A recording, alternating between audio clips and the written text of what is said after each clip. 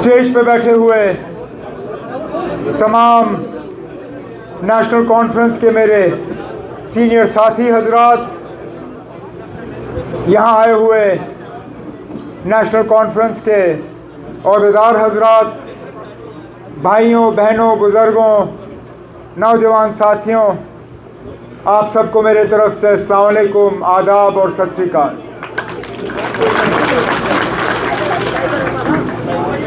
आज शेर कश्मीर भवन में नेशनल कॉन्फ्रेंस की इस फौज को यहाँ जमा हुए देख के दिल खुश हो जाता है, क्योंकि इस जमात को कमज़ोर करने की नहीं, मिटाने की एक मुकम्मल कोशिश की गई थी पिछले 8-10 साल के दौरान। कौन सा ऐसा हरबा है जो हमारे खिलाफ इस्तेमाल नहीं किया गया? साथियों को डराया गया, धमकाया गया, कुछों को लालच दी गई, कुछों को और झांसे दिए गए। अक्सर बेशतर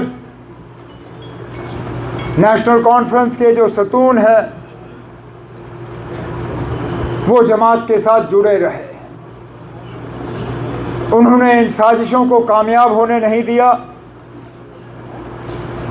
उन्होंने इन ताकतों का मुकाबला किया।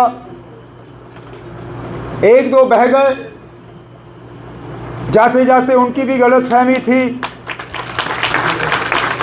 कहीं जाने से ये जमात ख़त्म हो जाएगी। लेकिन बार बार नेशनल कॉन्फ्रेंस जमात और नेशनल कॉन्फ्रेंस के वर्करों ने ये साबित किया है कि ये जमात नेशनल कॉन्फ्रेंस की लीडरों की जमात नहीं है, ये जमात नेशनल कॉन्फ्रेंस के वर्करों की जमात है।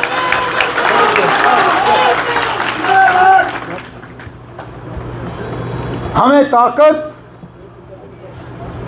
नेशनल कॉन्फ्रेंस की ऊपर की सतह की क़यादत से नहीं मिलता, हमें ताकत मिलता है पहले अल्लाह ताला से, भगवान से, वाहिगुरु से। उसके बाद ताकत मिलता है जम्मू कश्मीर की आवाम से और नेशनल कॉन्फ्रेंस के वर्कर से। ये इस बात का नतीजा है कि हमारा काडर मजबूत है, कि इस जमात ने तमाम तूफानों का जो है सामना किया।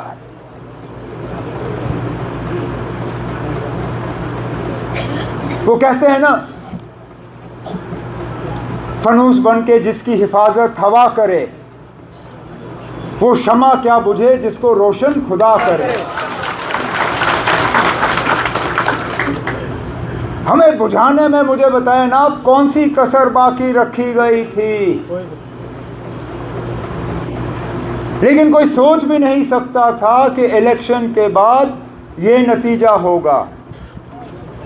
और मैं जम्मू कश्मीर के लोगों को आज इस स्टेज के माध्यम से सलाम करना चाहता हूँ, जिस तरह उन्होंने अपने वोटों का इस्तेमाल किया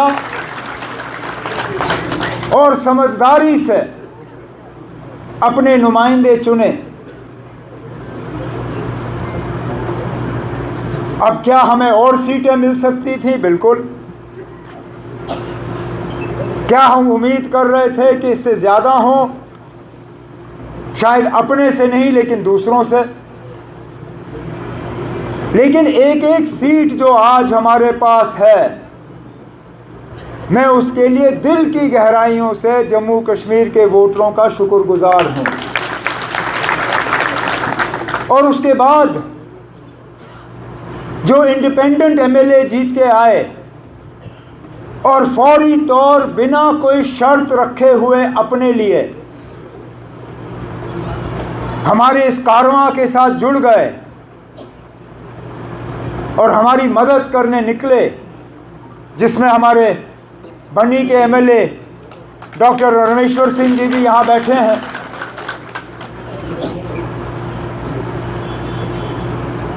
इलेक्शन के बाद जब इनसे मुलाकात हुई, जब बाकियों से मुलाकात हुई, इनमें से एक ने भी अपने लिए नहीं मांगा।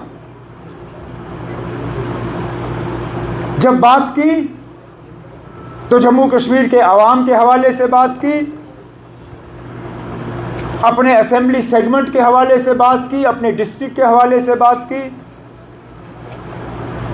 और कहा कि लोगों के जो मुतालबे हैं, मुश्किलात हैं, उनका अब हल होना चाहिए। हम बेसब्री से इस दिन का इंतज़ार करते रहे। 2018 में लोगों की चुनी हुई हुकूमत जब चली गई तो तब से लेके आज तक लोगों ने दरबदर की ठोकरें खाई, मुसीबतों का सामना किया, उनकी आवाज़ कहीं पहुंची नहीं। मायूसी, परेशानी, दुख, दर्द। लेकिन आज मैं जम्मू कश्मीर के लोगों को ये यकीन दिलाना चाहता हूं कि अब आपकी सुनवाई होगी इंशाअल्लाह। आपकी आवाज़ अंधेरे में गायब नहीं होगी, आपके मुतालबे नहीं रहेंगे। आपके मुश्किलात जो हैं इंशाअल्लाह आगे जाके उन मुश्किलात को हम हल करके ही अपने आप को दोबारा लोगों के सामने पेश करेंगे। इलेक्शन के नतीजे निकले ही नहीं थे कि हमारे कुछ मेहरबान ये शोशा डालना शुरू कर गए थे कि आप जम्मू का कुछ नहीं होगा, जम्मू को नज़रअंदाज किया जाएगा,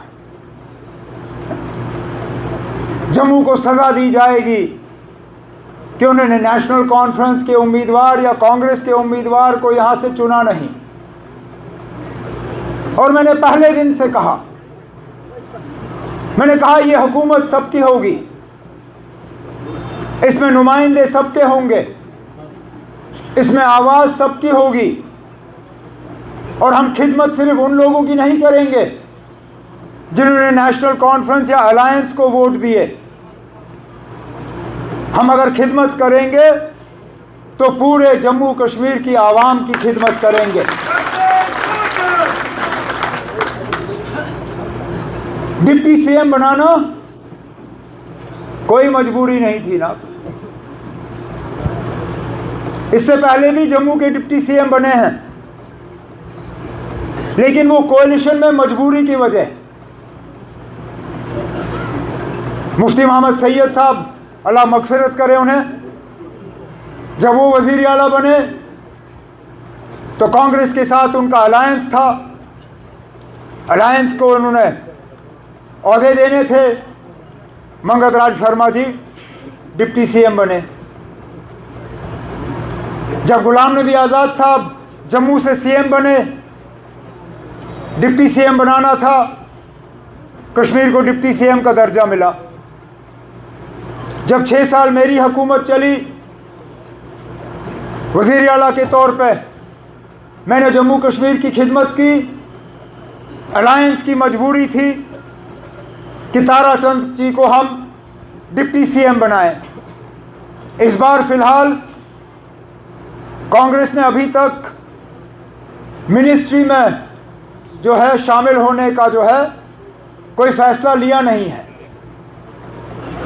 लेकिन हमने तब भी डिप्टी सीएम बनाया और डिप्टी सीएम भी उसी पार्टी का जिस पार्टी का सीएम। ये उन लोगों के लिए जवाब है जो पिछले इलेक्शन में नेशनल कॉन्फ्रेंस के खिलाफ उंगली उठा के कहते थे कि ये मुसलमानों की पार्टी है। इस पार्टी में मुसलमानों के अलावा किसी के लिए जगह नहीं। कहते थे ये कश्मीरियों की जमात है, यहां जम्मू का कोई नहीं होगा।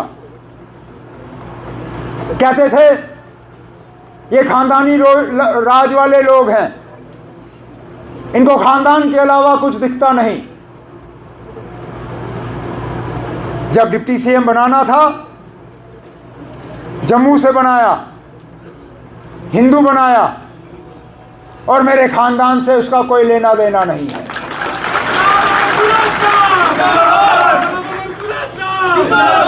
अब क्या कहोगे? अब क्या कहोगे? क्योंकि सवाल तो हम आपसे भी बहुत कर सकते हैं, लेकिन आज मैं इस मौके का उस चीज के लिए इस्तेमाल नहीं करना चाहूंगा, क्योंकि लोगों ने जवाब दे दिया। जिस तरह डिलिमिटेशन कराई गई थी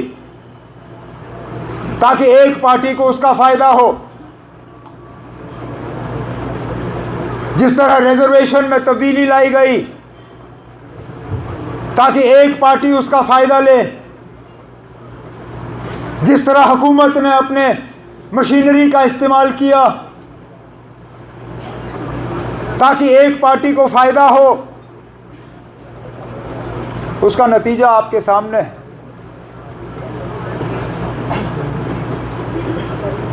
मतलब ये कि ये तमाम हरबे जो हैं ये आपको इलेक्शन तक पहुंचा सकती हैं, लेकिन इलेक्शन जितवा नहीं सकती।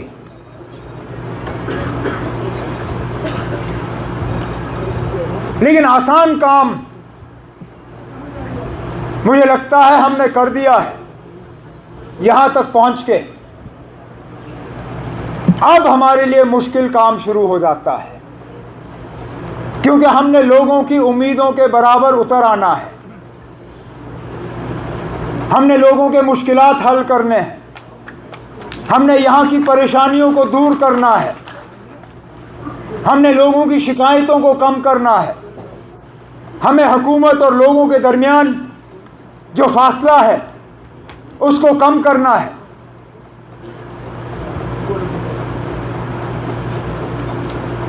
अब सगोत्रा साहब ने अपनी तकरीर में जम्मू के हवाले से बहुत सी बातें की कि ये भी मुद्दा है, ये भी है, ये लोग इस बात पे नाराज़ हैं, उस बात पे नाराज़ हैं। लेकिन मैं मजबूर होता हूं पूछने पे, ना ये नाराज़गी पोलिंग बूथ में हमें नज़र क्यों नहीं आई?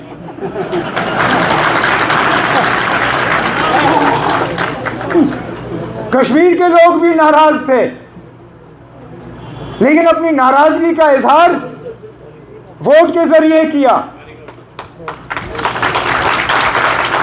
चिनाब में भी लोग नाराज थे, वोट के जरिए इजहार किया। रजौरी पुंछ में भी नाराज थे। डिलिमिटेशन, रिजर्वेशन, सब चीजों को एक तरफ रख के वोट के जरिए अपनी नाराजगी को वहां पे दर्ज किया। कहने के लिए तो हम सुनते हैं कि जम्मू वाले भी नाराज हैं। कोई कहता है कि दरबार मूव को लेके नाराज, कोई कहता है कि स्मार्ट मीटर को लेके नाराज, कोई कहता है कि बिजली बिल को लेके नाराज, कोई कहता है कि पानी की कमी को लेके नाराज, कोई कहता है कि बेरोजगारी को लेके नाराज। लेकिन ये नाराजगी जो है पोलिंग बूथ, वोटिंग बूथ में हमें नजर नहीं आया। अब क्या वजह है ये भी हमें समझना होगा। या तो नाराजगी है नहीं, और अगर नाराजगी है नहीं तो फिर बड़ी अच्छी बात है, फिर कुछ खास करने की जरूरत नहीं। अगर नाराजगी है और उस नाराजगी के बावजूद वोट एक तरफ गए, तो इस बात को भी समझने की जरूरत है ना कि आखिरकार हुआ क्या। लेकिन इतना मैं जरूर जानता हूं कि जैसे मैंने पहले कहा, वोट पैटर्न पे जो है हुकूमत चलाई नहीं जाएगी। इलेक्शन हो गए, लोगों ने अपना फैसला जो है सुना लिया, हुकूमत बनी है। अब हमारा काम है कि हम लोगों तक पहुँचें और उनके मुश्किलात और मुतालबे हल करें।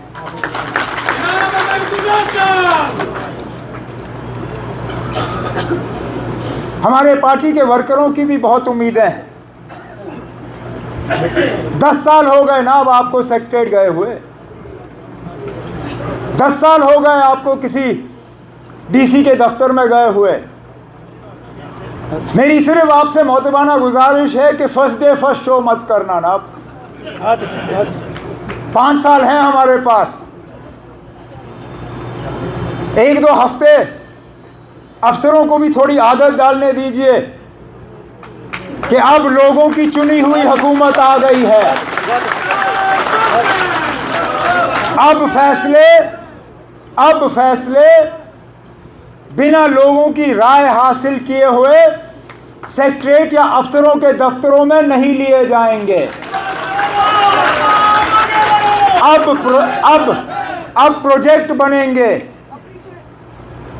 अब डीपीआर बनेंगे, अब पैसे रिलीज होंगे, तब के लोग ये चाहेंगे कि फलाना काम जो है उनके इलाके में होने चाहिए।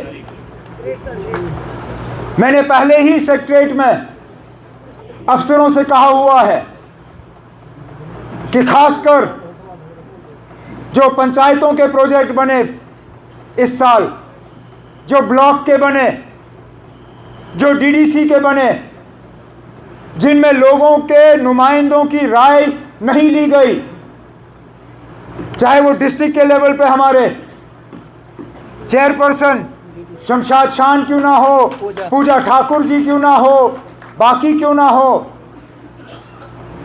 हमारे एमएलए हजरात, चाहे डॉक्टर रमेश्वर सिंह जी हों, सजाद शाहीन साहब हों, राजू साहब हों, जावेद साहब हों, बाकी हैं। अब मैं इनसे गुजारिश करूंगा कि मेहरबानी करके उन सब कामों को आप रिव्यू करके देख लीजिए कि क्या वाकई ये लोगों के मतलब के काम हैं, तब जाके ये उठने चाहिए और तब जाके इन पे अमल होना चाहिए।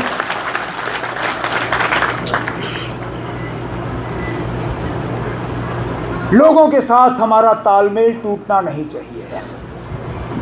हुकूमत में सबसे बड़ा खतरा ये रहता है कि हुक्मरान और जो वोटर हैं उनके दरमियान फासला बढ़ जाता है। हम जो चुन के आए हैं, हमारा फर्ज बनता है कि हम इस फासले को कम करें। और मैंने ये तय किया है कि जहां जहां कहीं पे भी सरकारी कोई फंक्शन होगा, वहां पे अलग मैं अपने तंजीम के साथियों को कहूँगा कि वहाँ पे आएँ, जमा हों, और मैं उनके लिए अलग वक्त मुकर्रर करूँगा।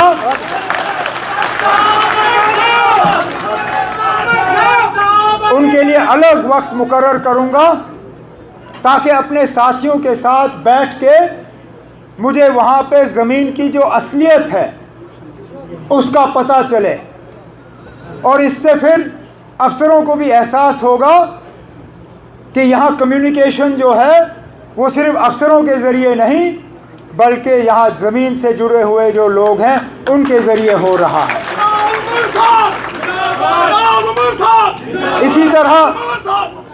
इसी तरह मैं अपने मीडिया के साथियों को ये यकीन दिलाना चाहूँगा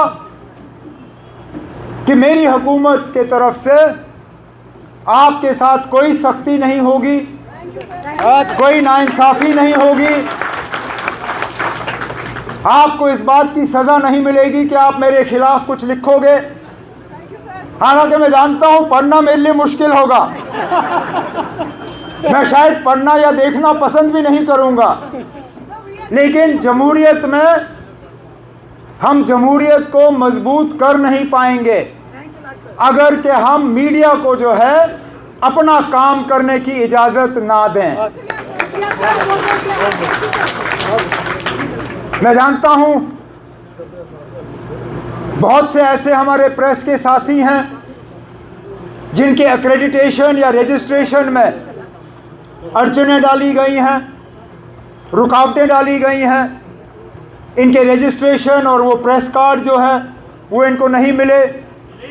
आहिस्ता आहिस्ता इस चीज़ को दुरुस्त किया जाएगा और आपकी इंस्टीट्यूशन को जो है हम स्ट्रेंथन करेंगे। लेकिन थोड़ा सा आप रहम करिएगा, जहां हमारे काम ठीक नहीं होंगे वहां पे आप ज़रूर हमारे कान खींचिएगा, लेकिन जहां पे अच्छे काम होंगे वहां पे दो लफ्ज़ तारीफ़ के भी अगर आप लिखें तो गनीमत होगी।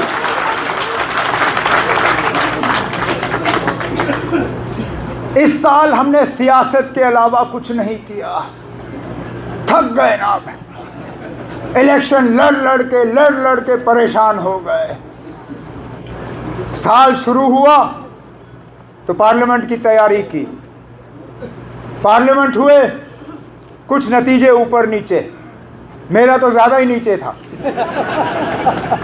उस वक्त समझ नहीं आ रहा था कि उठूंगा कैसे, लेकिन अल्लाह ताला का करना देखे ना आप कि इसमें भी कुछ अच्छा होगा। मैं कहता था होगा, लेकिन अंदर अंदर से मैं सोचता था क्या अच्छा हो सकता है ना, अभी तो इलेक्शन हारा हूं, इसमें अच्छाई कहाँ होगी। लेकिन देखे ना क्या, उस वक्त कई सारे ऐसे थे अफसर, बाकी दोस्त, जिनको लगा होगा ना खत्म, गए, मोकलियो, जाओ नाप लो रास्ता। वो लोग जिन्होंने 5 साल सलाम का जवाब नहीं दिया, आज ना वो मुझे मैसेज करते हुए थकते नहीं हैं।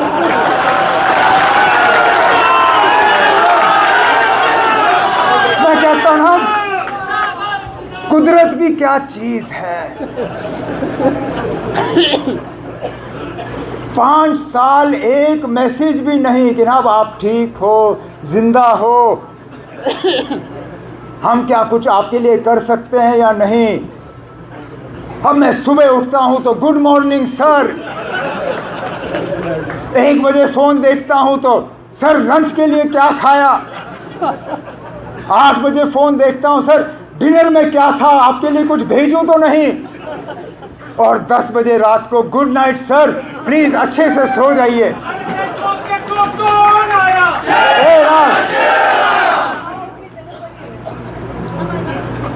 लेकिन ये चीजें हमारे दिमाग को इनका असर नहीं पड़ना चाहिए, क्योंकि अगर हम में घमंड आया, अगर हमें ये लगा कि हम अब बहुत बड़े 30 मार खान हैं और बस हम ही हम हैं और कोई नहीं है, जिस तरह लोगों ने आज हमें मौका दिया, खुदा ना खास्ता अगली बार लोग हमें सज़ा देंगे।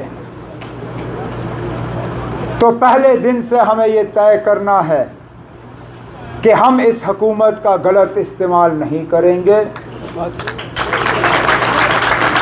हम इस हुकूमत का अपने ऐशो आराम के लिए इस्तेमाल नहीं करेंगे। ये हुकूमत हमारे लिए नहीं है, हम खिदमतगार हैं, मालिक नहीं। मालिक जम्मू कश्मीर की जनता है, हम उनके खादिम हैं। हमें सिर्फ काम करना है, लोगों के काम करने हैं आपके। और मैं इसी बात पे अपनी तकरीर जो है ख़त्म करूँगा कि हमारी 24 घंटे यही कोशिश होगी कि हम आपके मुश्किलात और परेशानियों को कम करें और आपके चेहरों पे दोबारा वो मुस्कुराहट लाएं, जो मुस्कुराहट आपके चेहरों पे पिछले 6-8 साल से हम देख नहीं पाए।